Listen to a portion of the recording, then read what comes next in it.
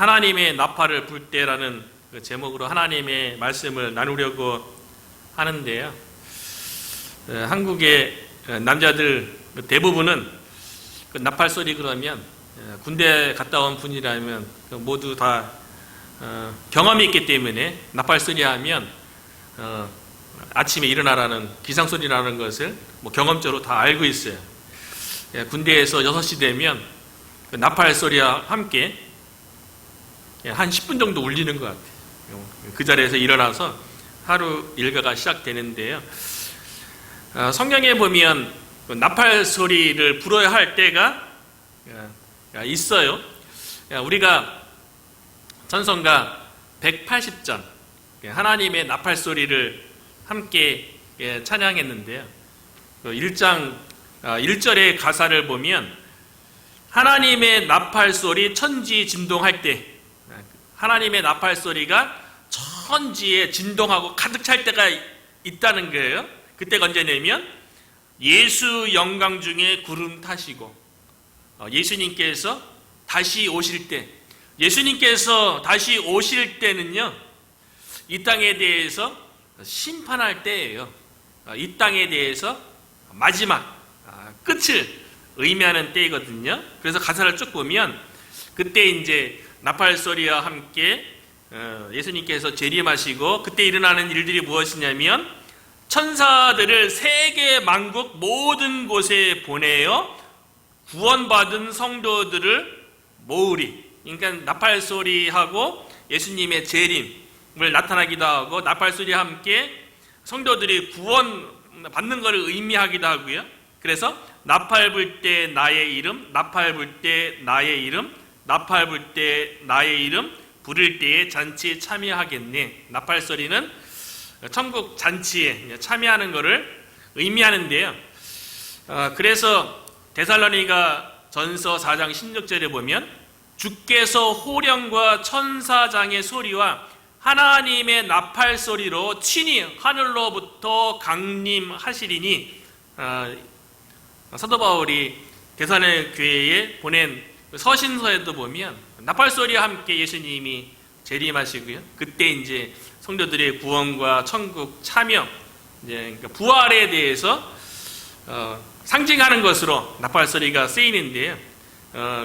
구약 성경에는 이 나팔 소리가 다양한 의미로 사용되었는데요. 나팔을 불 때에 많이 쓰인 때가 언제냐면 전쟁을 알리거나 백성들을 모을 때, 또는 백성 가운데 위험을 경고할 때 나팔 소리를 사용했어요. 그러니까 나팔을 불어서 백성들을 모아서 이제 전쟁을 준비할 때, 그러니까 양각 나팔을 불면 백성들이 모아서 전쟁을 준비하는 거죠. 그리고 또 언제 또 나팔을 불어서 불었냐면 전쟁에서 승리했을 때, 그리고 축하를 알릴 때 마치 이렇게 빵빠레처럼 나팔 소리를 통해서 승리를 축하하기도 했었고요. 하나 또 의미 있는 게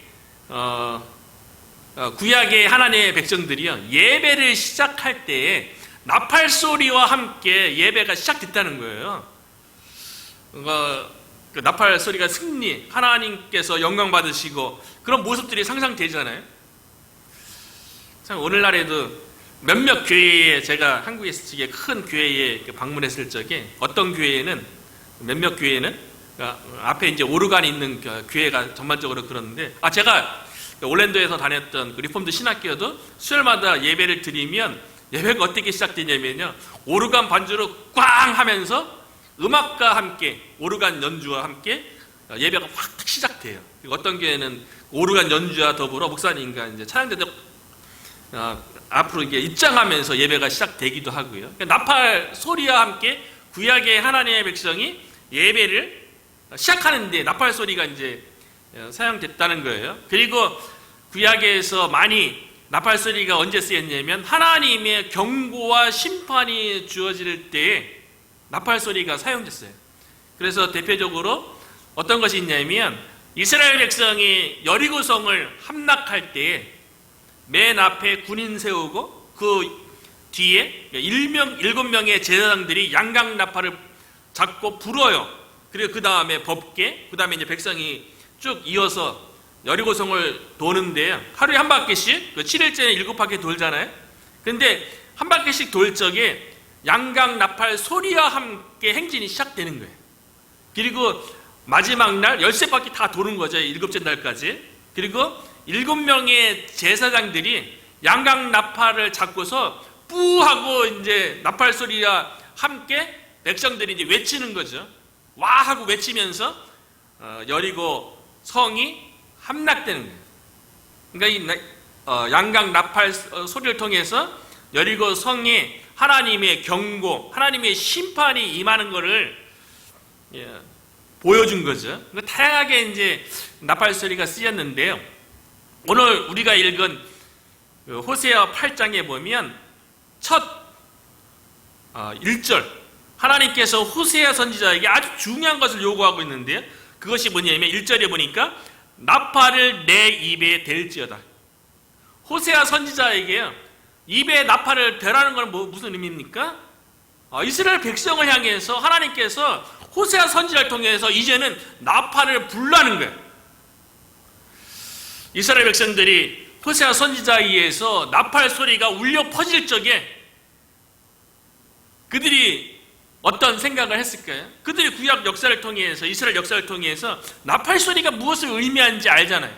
뭐 전쟁을 알리거나 또는 하나님의 경고와 심판의 메시지가 주어질 때에 하나님의 나팔 소리가 들린다는 것을 그들은 알고 있죠. 그런데 호세아 선지자가 이스라엘 백성을 향해서 음란한 고매를 통하여서 하나님의 메시지를 선포하기도 하고 또 말씀을 통하여서 너희가 하나님의 말씀에서 떠났다, 하나님 말씀으로 돌아오라고, 우리가 힘써 여호와를 알자, 힘써 여호와께로 돌아가자. 그리고 지난주에는 이스라엘 백성을 향해서 너희가 하나님 앞에 형식적이고 위선적인 신앙 때문에 하나님의 심판이 다가왔다라고 막 선포했잖아요. 이제는 호세아 선지자의 행위와 설교가 아닌 나팔 소리를 통하여서 이스라엘 백성을 향해서 경고하고 하나님의 심판이 곧 다가왔다고 알리는 거예요. 호세아 선지자는 하나님의 나팔 소리를 통해서 하나님의 경고와 심판의 메시지를 백성에게 알리는 거죠. 구약의 많은 하나님의 사람들이 하나님의 경고와 심판의 메시지를 알렸어요. 그런데 참 백성을 향해서 잘못된 길을 가는 것에 대해서 하나님 앞에 올바르게 살지 못하는 삶에 대해서 책망하고 지적하고 하나님의 경고와 심판에 대해서 이야기한다는 것은 쉬운 일은 아닌 것 같아요. 예레미야 선지자 같은 경우는 하나님께서 말씀을 주셨는데 그 말씀이 어떤 말씀이냐면 바벨론에 의해서 멸망할 건데 바벨론에게 순종하라는 메시지예요. 그리고 포로로 잡혀가서 70년 동안 생활할 것인데 그것에 대해서 받아들이라.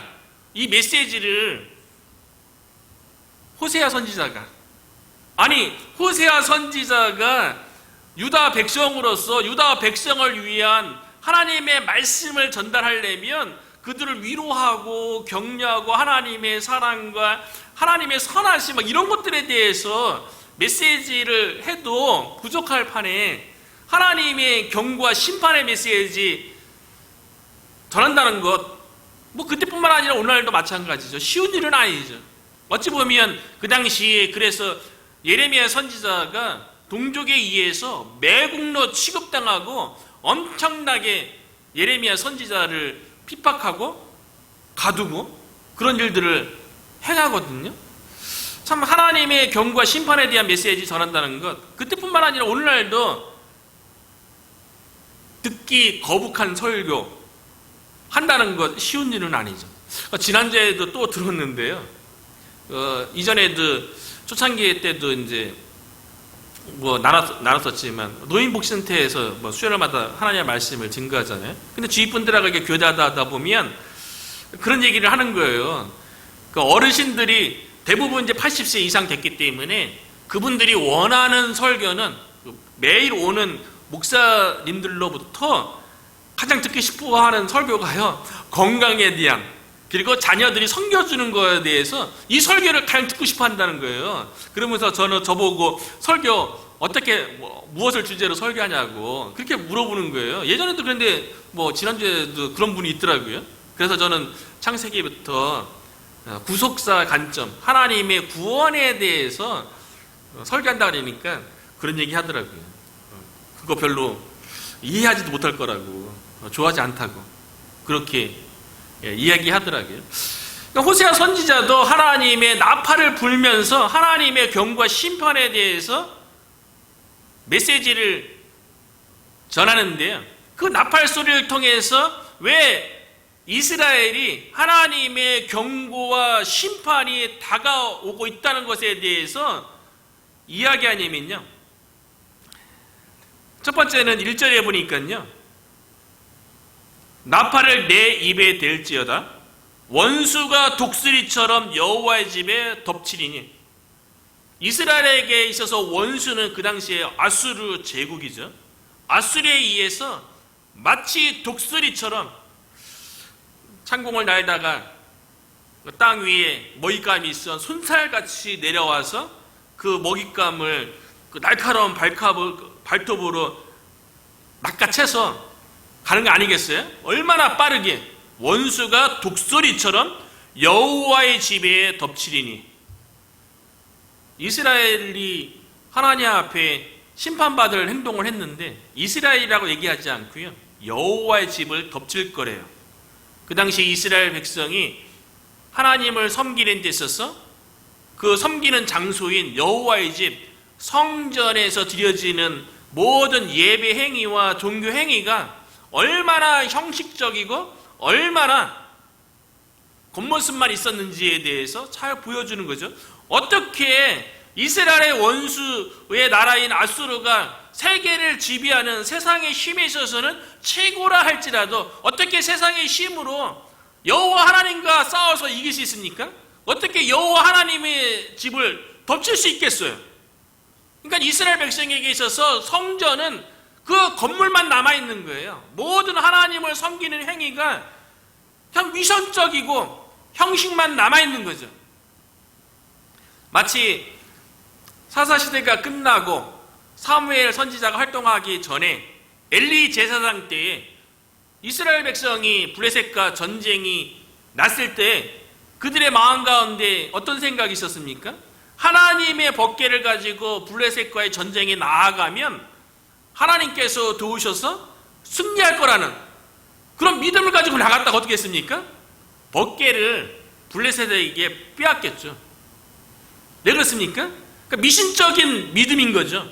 법궤만 가지고 전쟁에 나가면 이길 거라는. 그러니까 법궤에 실질적으로 하나님이 인재하시고 함께 하시는 하나님과 친밀한 교제 가운데 믿음은 없고, 법궤 자체만 가지고 전쟁에 나아가면 승리할 거라는 그 잘못된 믿음 때문에 법궤를 잃어버린 것과 마찬가지죠.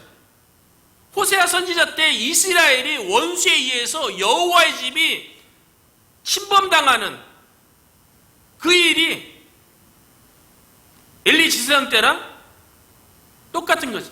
하나님에 대한 진실한 믿음이 없는 것에 대한 하나님의 심판인 거죠. 오늘날 우리들도 하나님을 섬기노라 하면서 교회에서 많은 행사도 하잖아요. 예배도 드리고 기도회도 하고 찬양도 드리고 하나님을 섬기는 많은 행위가 드려지는데, 그 가운데 우리의 하나님과의 실질적인 친밀한 교제 가운데 예배라든가 기도라든가 찬양이 드려지지 않는다면 형식적인 거죠. 아무 의미도 없고 아무 능력도 없는, 그냥 세상에 의해서 그냥 짓밟혀지는, 마치 원수에 의해서 여호와 집에 덮쳐지는 것 같은 그런 일들이 우리에게도 일어날 수 있는 거죠. 중요한 것은 우리의 마음이죠. 마음으로 살아계신 그 하나님과의 친밀한 교제, 예수 그리스도를 통해서 하나님과 동행하고 예수 그리스도를 통해서 우리 안에 하나님이 임재하도록 함께하도록 하는 것, 이것이 중요한 거죠. 하나님의 심판이 독수리처럼 이스라엘 백성 가운데 다가오고 있다는 것을 호세아 선지자가 나팔을 불어서 지금 경고하고 있는 거예요. 어쩌면 우리가 사실은 호세아 선지자가 나팔을 불어서 백성에게 하나님의 경고와 심판의 메시지를 전했던 것처럼요, 오늘날 우리가 하나님의 나팔을 불어야 할 때가 아닌가, 그런 생각이 되어지는 거예요. 사실 우리가 전도한다, 복음을 전한다 그러면 대부분 하나님의 구원의 메시지, 하나님의 사랑과 계획에 대해서 얘기 많이 하잖아요. 그런데 그 반대 측면에 보잖아요. 그러면 우리가 전도하고 복음을 증거하는데 그 이면에는요, 하나님의 강력한 경고와 심판의 메시지가 사실은 함께 있는 거예요. 우리가 복음을 증거할 때 가장 많이 즐겨 사용하는 성경 구절이요, 요한복음 3장 16절 아닙니까? 하나님이 세상을 이처럼 사랑하사 독생자를 주셨으니 이는 저를 믿는 자마다 멸망하지 않고 영생을 얻게 하려 하심이라.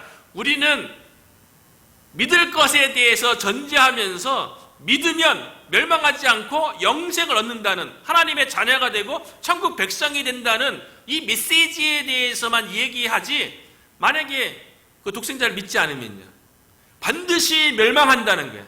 반드시 영생을 얻지 못하고 영벌에 들어간다는 하나님의 경고와 심판의 메시지가 함께 있는 거예요. 호세아 선지자가 나팔을 불어서 이스라엘 백성을 향해서 하나님의 경고와 심판의 메시지를 증거했던 것처럼 우리도 오늘날 예수 그리스도의 복음이라는 나팔을 불어서 이 세상 사람들을 향해서 하나님의 경고와 심판이 다가왔다는 것에 대해서 우리가 하나님의 나팔을 불 때가 아닌가, 그런 생각이 되어집니다. 나팔을 부는 것, 하나님의 경고와 심판 메시지 증거하는 것, 쉬운 일은 아니죠. 어쩌면 그로 인해서 세상 사람들로부터 무시당하고 조롱과 모욕을 당할 수도 있어요.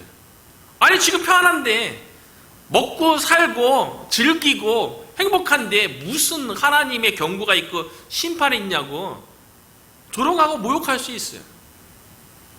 호세아 선지자처럼 그 나팔을 불었던 사람에 대해서 이렇게 묵상하는 가운데 노아가 생각났어요.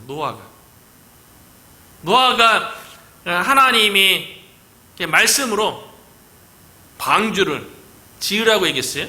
그것도 몇 년 동안 짓게 했습니까? 120년 동안에요. 그것도 산 중턱에서. 노아에게 하나님이 어떤 메시지가 주었습니까?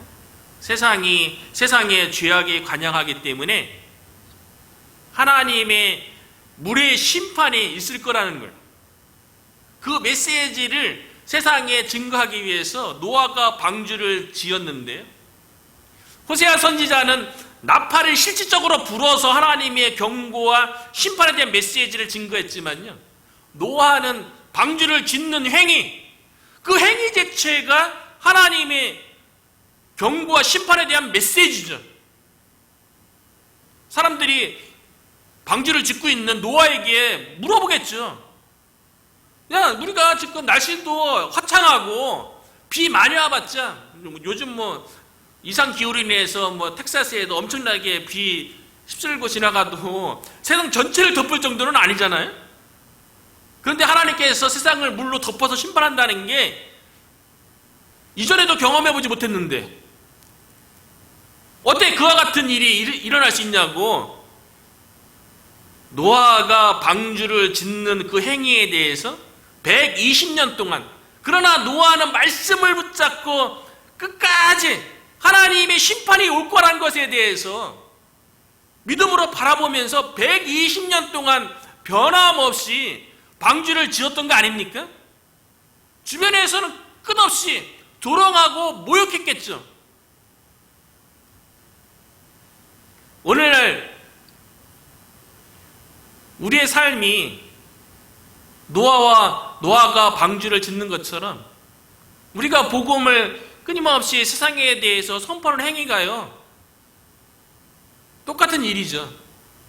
무슨 예수를 통해서 구원을 얘기하고 영생을 얘기하고 천국을 얘기하는 시대에 뒤처지는 이야기처럼 무슨 하나님의 심판이 있냐고.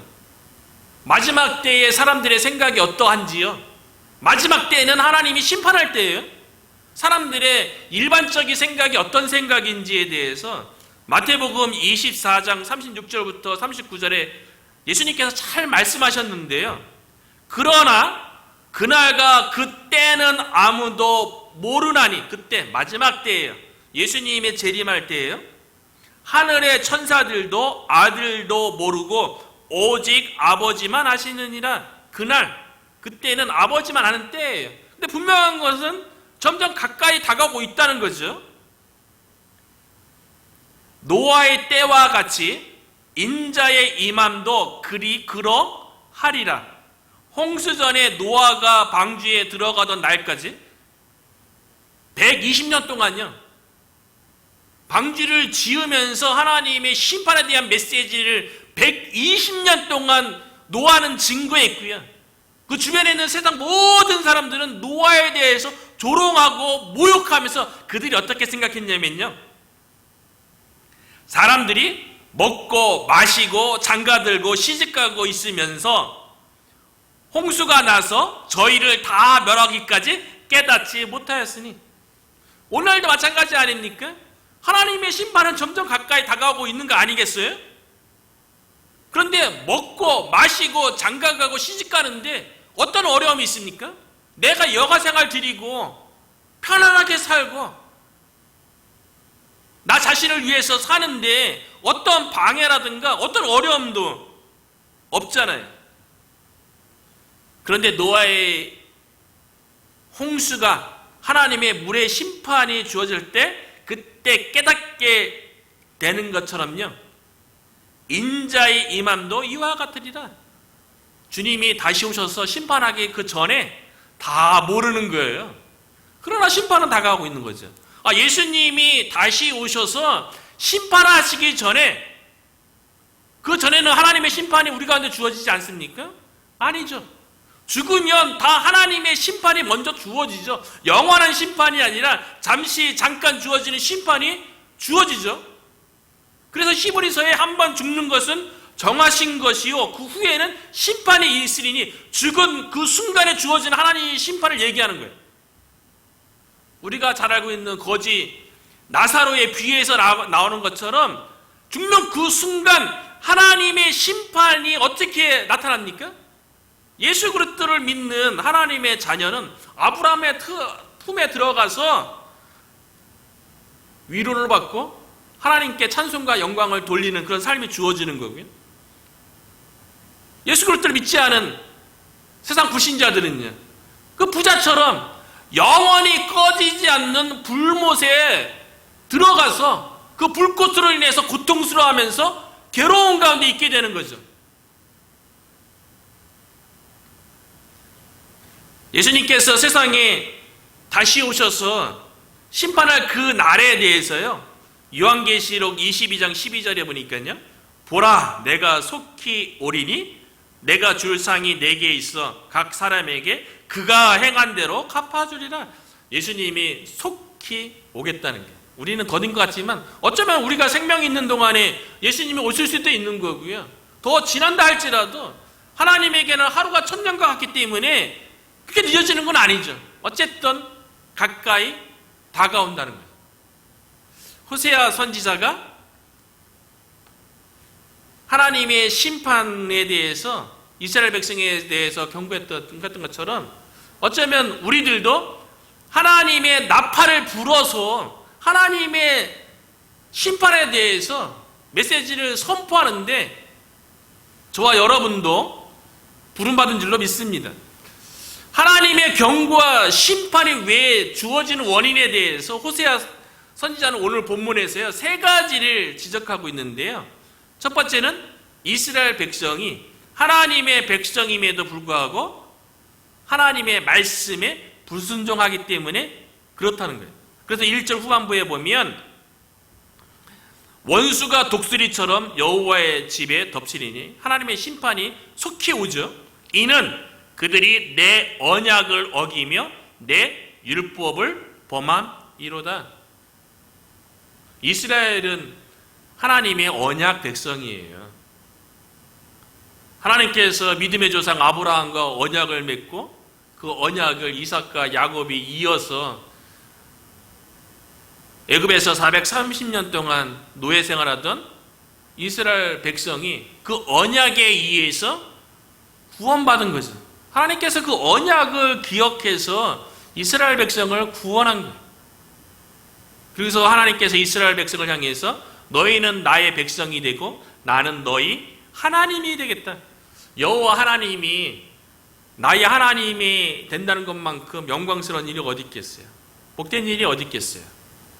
그 하나님께서 이스라엘 백성을 향해서 너희가 이제는 나의 백성이니 거룩한 백성이 되고 이 땅에서 제사장의 나라가 되라. 그리고 내 말에 순종하면 너희가 세상 모든 민족 가운데 뛰어난 민족이 되게 할 것이다. 그렇게 언약을 맺어 줬어요. 그러니까 이스라엘 백성이 받는 복은 다 하나님으로부터 오는 거예요. 이스라엘 백성이 형통하고 세상 삶 가운데 모든 일들은 하나님의 주권 가운데 주어지는 거죠.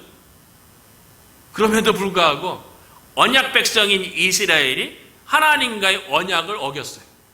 하나님의 백성으로서 살려고 하지 않는 거예요. 그래서 하나님의 율법을 범함이라 하나님의 말씀에서 떠나게 되는 거예요. 그래서 12절에 보니까요, 이스라엘 백성을 향해서 이렇게 하나님께서 말씀하세요. 내가 그를 위하여 내 율법을 만가지로 기록하였으나, 하나님의 백성으로서 어떻게 살아야 되는지 아주 구체적으로 만가지로 많은 것으로 기록하였으나 그들은 이상한 것으로 여기도다. 하나님의 말씀에 대해서 더 이상 하나님의 말씀으로서의 권위를 인정하는 시대가 아닌 거예요. 왜요?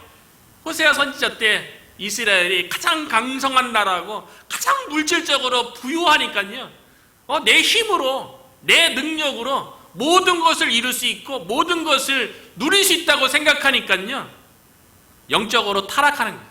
모든 것이 하나로부터 주어지는 것이 아니라 모든 것이 나로부터 주어진다고 생각하니까요, 하나님의 말씀에 대해서 무시하는 거예요. 하나님을 무시하는 거예요. 하나님의 도움이 없이도, 하나님이 함께하지 않아도 내가 먹고 사는데, 내 세상에서 성공하고 잘 나가는데 아무 문제가 없다고 생각하는 거죠. 하나님의 말씀을 어기고 떠남으로 하나님의 심판이 다가왔다는 거예요. 호세아 선지자 때만 그렇습니까? 오늘날도 하나님의 말씀에 대한 권위가 땅에 떨어져서 성경 말씀도 오늘날 우리의 상황에 맞게 변개해서 성경을 해석하는 그런 시대에 우리가 사는 거 아니겠어요? 성경 말씀은 하나님의 말씀이기 때문에 성경 자체에 권위가 있는 줄로 믿습니다. 우리가 그것을 인정하고 믿는 거죠. 그런데 성경 말씀에 대해서요, 이 성경 글은 인간의 글이기 때문에 여러 가지 이렇게 하나님의 말씀 아닌 것도 들어가 있고 절대적으로 순종해야 될 이 삶의 기준이 아니라고, 우리가 살아가는 세상 문화 속에서 그렇게 어쩌면 교회 안 다니는 사람들은 이전부터 그랬고요. 성경 말씀 자체를 하나님의 말씀이라고 인정 안 하는 거는 불신자들은 당연한데, 교회에 다니는 사람도 제가 어떤 그 유튜브에서 기독교 관련된 걸 주로 들으니까, 근데 어느 신학교 교수가, 신학교 교수고 또 이게 몇몇 이렇게 사회에서 성공한 사람들이 여러 가지 이제 주제 가지고 토론하는 그런 프로를 보는데, 어떤 사회에서 나름대로 성공한 그 교수인 것 같아요. 신학교 교수는 아니고 일반 대학교 교수인데, 그래서 하나님의 말씀이 이게 다 이렇게 나중에 보면 막 그런 얘기를 하는 거예요. 성경 말씀이 제일 먼저 기록된 게 아니고요. 메소포타미아의 뭐 이렇게 그 점토판 가운데 그 고대에 있었던 여러 가지 그 토판이 발굴되면서요, 거기에 이미 성경에 기록된 내용들이 다 있는 거예요. 그 이집트에서 또 어느 왕의 뭐 18개 계명도 뭐 10계명과 거의 비슷하고 막 그러니까요. 그러니까 여기저기 있는 게 이렇게 조합돼서 뭐 성경이 만들어졌다. 막 그렇게 많이 이렇게 뭐 고고학이라든가 뭐 역사학 하는 분들이 그렇게 막 뭐 얘기하는데요. 근데 그분은 교회 다닌대요. 그러면서 뭐라고 얘기하냐면, 그래도 성경을 읽으면 인간다움과 인간을 위해서 어떤 도덕, 윤리 이런 거에 대한 기준을 우리가 갖게 되는 건 아니냐, 그런 식으로 성경에 대해서 얘기하더라고요. 성경은 윤리책, 도덕책이 아니죠. 성경은 구원의 책이고 생명의 책인데,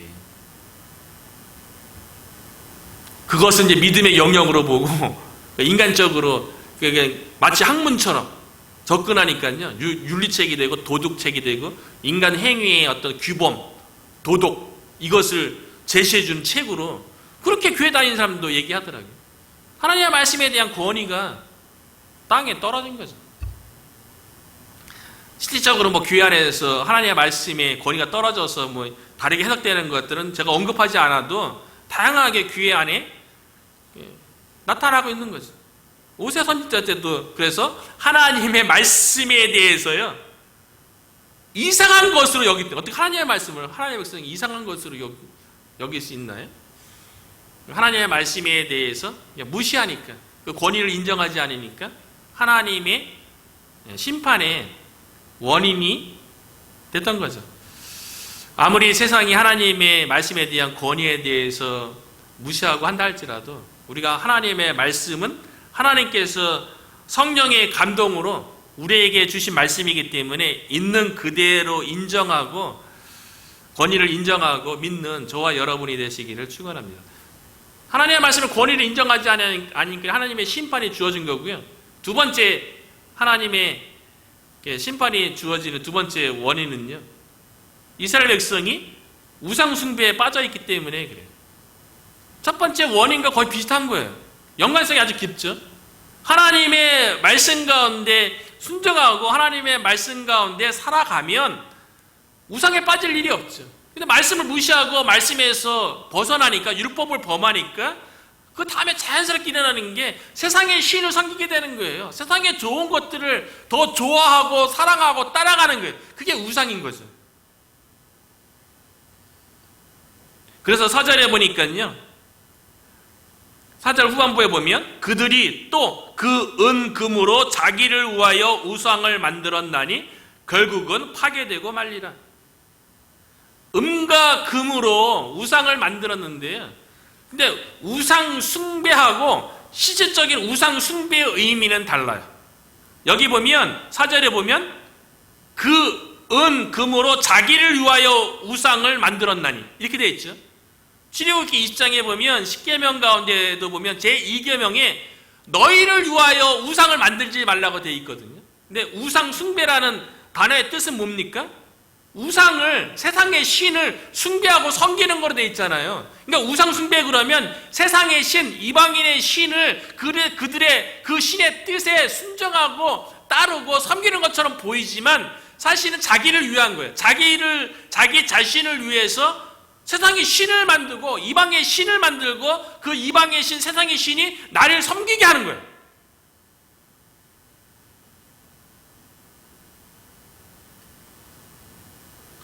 많은 우리가 세상에 여러 종교가 있잖아요.